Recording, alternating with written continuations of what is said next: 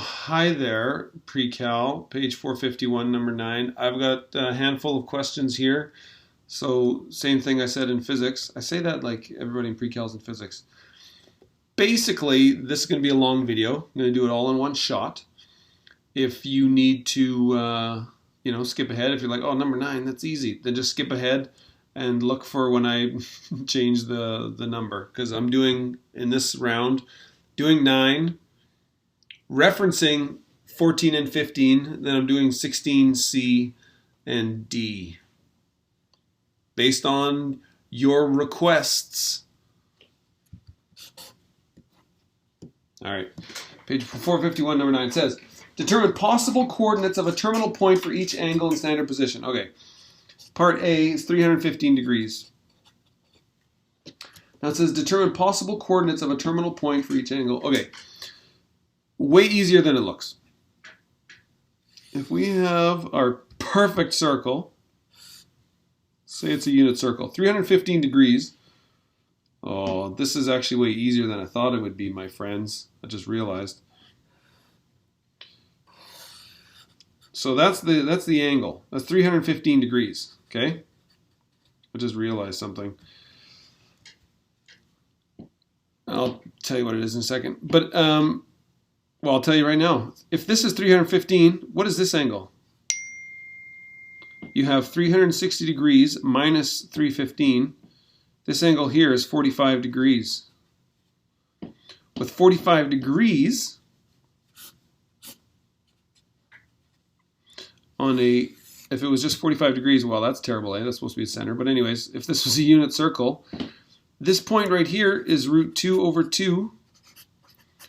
Root 2 over 2.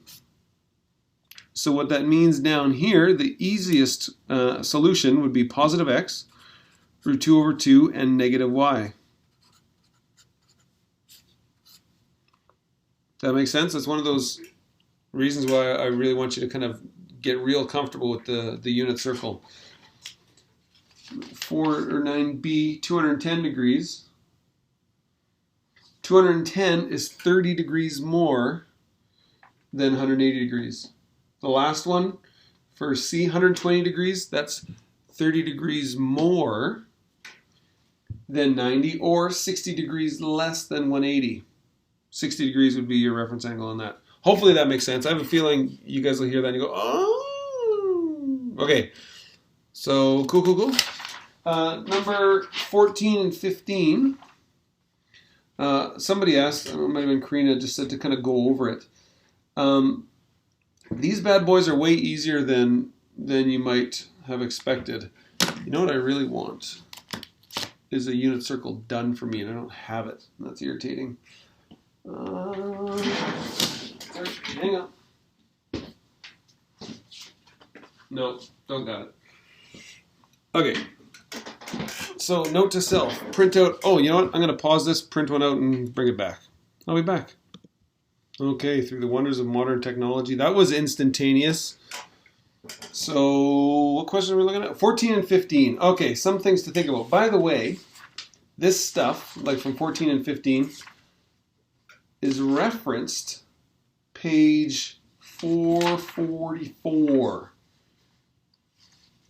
There's some good info there, page 444, but I'm going to talk to you about it now. So question 14, for example, it says, which values of theta satisfy each equation? So for A, tan of theta equals 1. Right? So tan of theta equals 1, tan of theta equals 0, blah, blah, blah. So which values of theta work? What angles work? So the first question, where does tan equal 1? Remember, tan of theta is y over x, or opposite over adjacent. So if we want tan of 30 degrees, opposite over adjacent, y over x, would be a half over root 3 over 2. Where does tan equal 1 when x and y are the same? And it's positive 1, so they have to either both be positive or both be negative. Doesn't work if one is positive and one is negative. Okay? So it won't work those. Tan is positive in this quadrant and in this quadrant, 1 and 3. So 45 degrees would be a possible answer. It's between 0 and 360. 45 degrees 180, 210, 225 degrees. That is another one. And if you think, well, how do you, like, I'm not going to have 220 in front of me. 180 plus 45. Next one, it says, what about when tan of theta equals 0? Now, this is tricky in the sense because 1 over 0 is undefined. 0 over 1 equals 0. And I'm saying that because with tan, you are going to have sometimes where 1 over 0, other times 0 over 1. Right here, this is y over x. 0 over 1. Tan of theta at 0 degrees equals 0. Over here, it's 1 over 0. It's undefined. So that doesn't work. Over here, 0 over negative 1. Yep, that's 0. Negative 1 over 0, undefined. I'll do one more example for you. Sine of theta. So when the sine of theta equals 1, sine is the x value, or sorry, sine is the y value, right? This is x, this is y. Sine is the y value over the hypotenuse, or the radius for the unit circle. On a unit circle, the radius is 1 over 1. Sine of 90 equals 1. Punch that into your calculator to see sine of 90 equals 1. Sine of 270 is negative 1. And so on. So I think that kind of deals with 14 and 15. See, it was easier than you thought it was going to be, I hope. Let's jump now to 16C. I didn't even put the number on the page for people who might have been skipping ahead to 14 and 15. I'll do it now in case they weren't paying any attention. Hey, remember when I said I would put these down? That's what I just did. So if you skipped over this, go back to it. That was 14 and 15. Sorry, didn't give you the proper warning. 16C says, okay, we're dealing with cos of theta equals 0.6. To the nearest degree, which values of theta satisfy each equation? Okay, so this is between 0 degrees and 360 degrees. Where is this possible? Is that what it's saying? Okay, so first of all, cosine's positive. Cos is positive in quadrant 1 and 4. Okay, this is where it's positive. Notice all these x values, they're all positive. Over here, all the x values are negative. Okay, so it's got to be over here. That much we know. 0.6. 0.6 is also 6 over 10 or 3 over 5. So what that can tell you is this is your x value, this is your radius value. Is that making sense? So if you want to solve for, what do we want to do, the angle? Yeah, if we want to do the angle, we can do the reference angle. I was starting to walk down the road of you could do this to solve for the y, but you don't need it for this. So cos of theta, back up away from my fractions, equals 0.6. Theta equals the inverse cos of 0.6. So what that's going to tell you, 0.6 second cos, I have 53 degrees. 53 degrees. Now, on our unit circle, why is this angle so weird? Positive for cos over here. 53 degrees. This is a reference angle, which means it's also 53 here.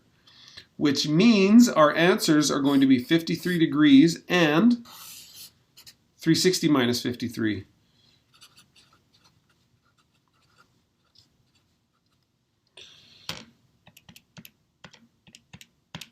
$307.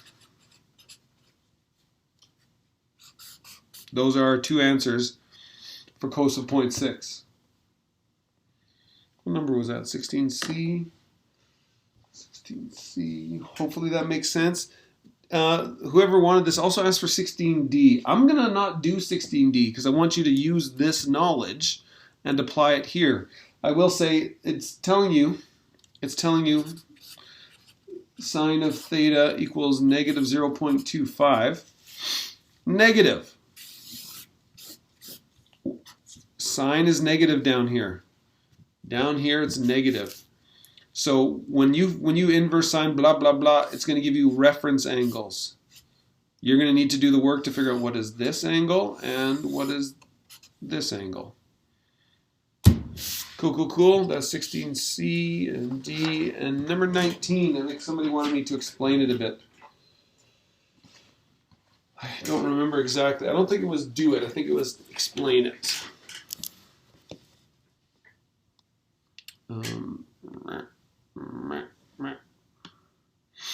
All right, for each equation to the nearest degree, determine the possible values of theta. And then determine the values of the other two primary trig ratios. Okay, I'm imagining, I could be wrong, I'm imagining that the part A here, or I suppose, we can do that. That's just kind of what I was just talking about. Should be able to figure that out. But how do you get the other trig ratios? Well, that's what I was starting to do. If it's 0.2, that's like 2 over 10 or 1 over 5, right?